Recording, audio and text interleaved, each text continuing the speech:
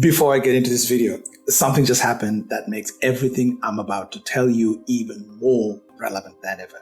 I recorded the original video on the 14th of April. On the 15th, a jury in New York found Live Nation and Ticketmaster guilty of operating an illegal monopoly. A jury found Live Nation unfairly created a monopoly over the ticket market.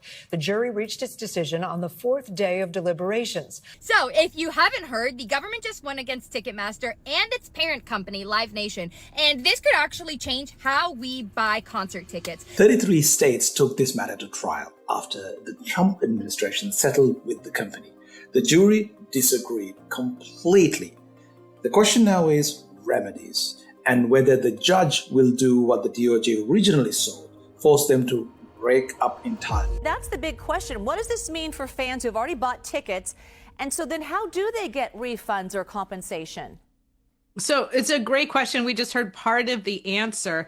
I think for people who are hoping to see a check in the mail in the next day or two or weeks or months, that's not going to happen. What we have here is the jury verdict. Now it goes to the federal judge to determine exactly what the remedies are. Now, I think you can expect that the remedies will include a lot of monetary damages that these states will get. But that doesn't mean that the money goes straight to the consumers. I think first what we'll see is the judge considering all the remedies that are available, then making a determination about how much the states will get, and then that money likely will be earmarked for consumers as well. But in terms of huge refunds on a quick basis, that unfortunately I think is not on the horizon. I made this video before the verdict came in. Everything in it still stands. If anything, it's more urgent now. So let's get into it. You set your alarm, you open multiple browser tabs, credit card in hand, refresh, refresh, refresh.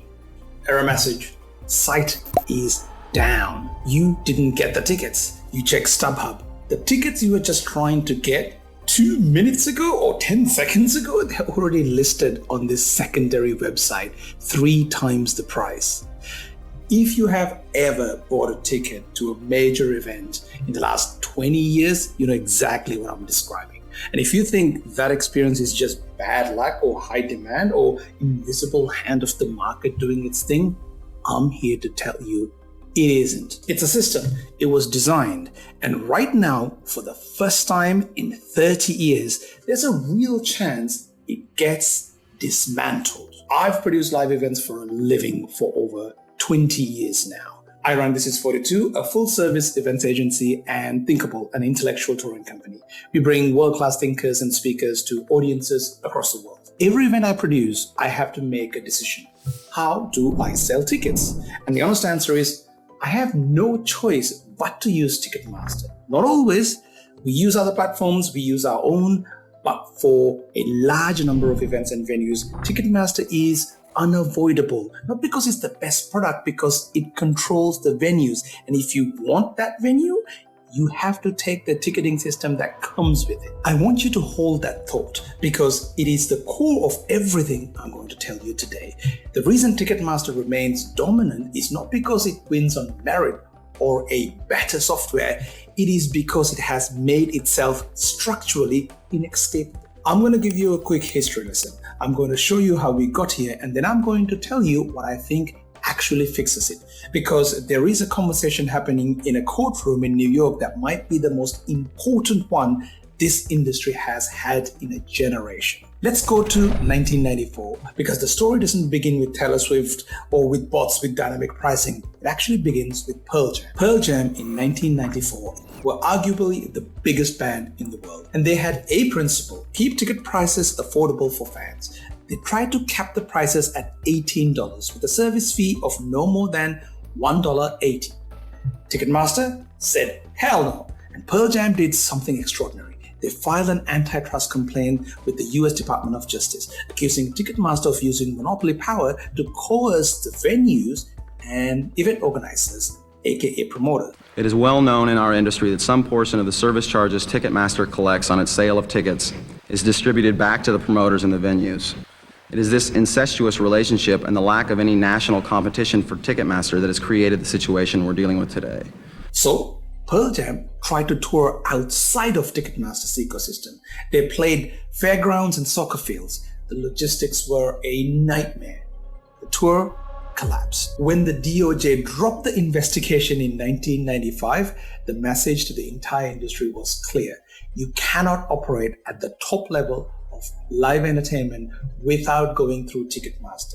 The good guys lost. The foundation for a monopoly was set. Fast forward to 2010. If the 90s established the dominance, the merger of Ticketmaster with Live Nation, the giant in entertainment, cemented it permanently.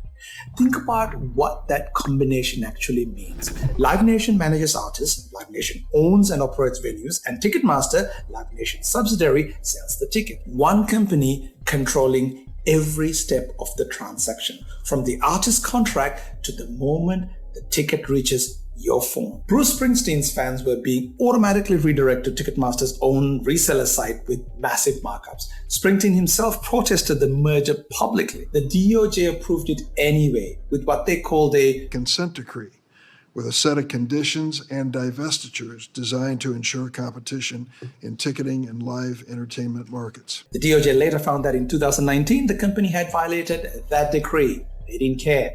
Venues had been threatened if they tried to use competing ticketing services. The consent decree, it turned out, had as much enforceability as a politely worded suggestion. Meanwhile, a secondary market platform like Viagogo were building an entirely parallel economy on top of this. I do not like Viagogo. That's a video for another day. But for the time being, here's what they do. They have a thing called speculative ticketing, listing tickets they do not own yet, betting they could acquire them cheaper. Ticketmaster employees admitted in an internal communication that they had turned a blind eye as a matter of policy to ticket brokers' misbehavior. It wasn't a bug, it was a feature because they get the booking fee anyway. These people are so stupid. I have VIP parking, up to $250, LOL. I almost feel bad taking advantage of them. They go on to discuss making money off ancillary charges. I gouge them on Ansel prices to make up for it. Another message saying, robbing them blind, baby. In Australia, Viagogo was eventually fined $7 million for misleading consumers through hidden fees. That fine for Viagogo meant nothing. They were making billions. By 2022, the cracks were visible to everyone. Post-pandemic, demand for live tickets surged, and the infrastructure designed to extract maximum profit rather than actually provide a decent service crumbled under this pressure. In Mexico City, thousands of fans arrived at a Bad Bunny concert with valid tickets. Scanners rejected them. Fans might be rolling into LA3C, but Bad Bunny fans couldn't get in the show. Ticketmaster has something to say. Bad Bunny sold out his show Friday in Mexico City, but many fans were surprised to find out that their tickets were fake. Ticketmaster has oversold the venue. Then came November 2022, Taylor Swift Eras Tour pre-sale. 3.5 million people flooded the site. Servers collapsed under fans and bot attacks. The general sale was cancelled entirely. Taylor Swift used a massive platform and made a public statement, calling this experience excruciating. Now, that wasn't just a celebrity complaint. That was a thing that broke the dam. Because here's what happened next. Congress held a hearing. One of the very few times in recent American political history, Democrats and Republicans sat in the same room and agreed on something. Their shared concern was that Ticketmaster was so big that artists and venues had no choice but to use their technology, giving it no incentive to keep prices affordable or provide a decent experience. At that hearing, an indie musician named Clyde Lawrence from the band Lawrence gave a testimony that cut through all the corporate language. He broke down the actual economics of the ticket, how a $30 ticket becomes a $42 ticket for the fan, while the artists take home $6. $6 out of 42 for the person whose name is on the poster. The tickets were listed at $30, and our pay ended up shaking out to about $12 of each ticket. But in this hypothetical show, the fan did not pay $30 for that ticket. The fan paid $42 because Ticketmaster tacked on a 40% fee. And for the record, we've had them go as high as 82%. As with promotion, if an artist plays at a Live Nation venue, the artist has no choice but to have the show ticketed by Ticketmaster. And to be clear, we have absolutely zero say or visibility in how much these fees will be. Here is a number from Live Nation's own annual report. This tells you everything you need to know about this ticketing story I'm telling you. In 2024, Live Nation made $23 billion in total revenue. Ticketmaster, just the ticketing division, was responsible for $3 billion of that. 13% of revenue. Seems reasonable, but here's the catch. From that $3 billion, it generated $1.1 billion in operating profit. Margins in the high 30s. The concert division, the actual shows, the artists, the tours, generated $19 billion in revenue with a profit margin of just 2.8%. Music is the loss leader. Fees are the business. And because they own the venues, they own access, which means they own you, the fans. This is the system. This is what it does. In May 2024, the US Department of Justice, joined by 40 state attorney generals, filed a landmark antitrust seeking to break up Live Nation and Ticketmaster entirely. The trial began in March 2026. Within the first week, the DOJ reached a $280 million settlement and withdrew from the case. Why? Well, there are a lot of speculation.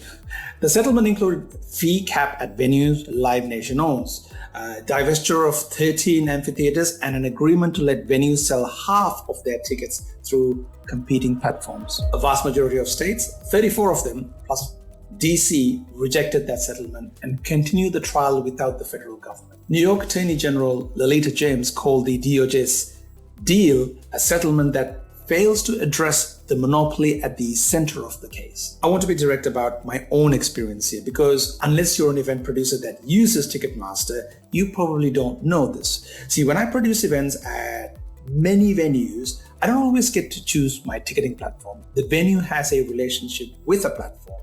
Sometimes that platform is Ticketmaster. If I want to use that venue, and sometimes that is the only venue available, I have to use Ticketmaster. The fees that get added to the ticket after I've set the price, I don't set them. Not only they take a cut from the ticket price I send as an insider fee, they charge a whole bunch on top. I often don't even know the exact amount until the tickets are live. And when a ticket buyer sees a $40 ticket become $55, they don't think the venue is contracted to a ticketing platform that adds service fees and facility fees and processing fees. They think the event organizer is ripping them off. That relationship between the producer and the platform creates a trust problem that I have to carry, even though I didn't create it. I also want to say something about the argument that Live Nation's lawyers, Ticketmaster's lawyers, basically saying, essentially, we are the best product. This is why people use us. Venues choose us because we are so good. Oh, this is where I want to say something. This is rubbish. The ticketing solution that is Ticketmaster uses software that was made in the early 2000s and things bolted on top of it. They do not have some basic stuff for the digital era. Their software, I can make an entirely separate video breaking down how technologically inept their platform is. So their argument, they're the best software, is simply bullshit. The DOJ settlement is not good enough. Capping fees at 15% at venues and Live Nation owns, letting venues sell half their tickets elsewhere. These are concessions that leave the underlying structure completely intact. Live Nation still controls the venue. It still controls the promoter. It still controls the artist touring the infrastructure. You can't solve a problem of monopoly by putting some caps on top. The states that rejected the settlement and continue the trial are right. The only fix that will actually address the structural problem is separation. Break Live Nation and Ticketmasters apart. Not regulate them, not consent decrees, force them to divestiture. Make them compete as separate entities in the markets. When Live Nation doesn't own the ticketing platform, the venues have a genuine choice. The event organizers have a genuine choice. When we have genuine choices, we will use ticketing platforms that compete on product and price. When platforms compete, fees come down, services improve, because they have to. If not, we lose. This is how the market is supposed to work. Right now, in live entertainment, they don't work that way. Pearl Jam argument from 1994 that no artist should have to bend the knee to Ticketmaster tour at an elite level was right then. 30 years later, it is still right now. We just finally have enough political will, enough public anger, and enough legal machinery to do something about it. Producing events for over 2 decades, I have watched the industry change in extraordinary ways. The rise of intellectual touring, which I helped create, the shift of digital ticketing, the globalization of the speaker circuit. But one thing that has not changed at all is the structural power Ticketmaster has. The tax that get levied on every event, every artist, every fan, invisibly, automatically, inescapably. What is different right now, for the first time in 30 years, that the veil has been lifted. The public understand what's happening. Governments are acting, and the jury in New York courtroom, as you watch this, deciding whether the monopoly finally has to answer for itself. I'll be watching, so I will let you know what happens. If you want more stories from the inside of live event world, how it actually works, what the press release don't tell you, subscribe. This is exactly the kind of thing I built this channel to talk about. See you in the next one.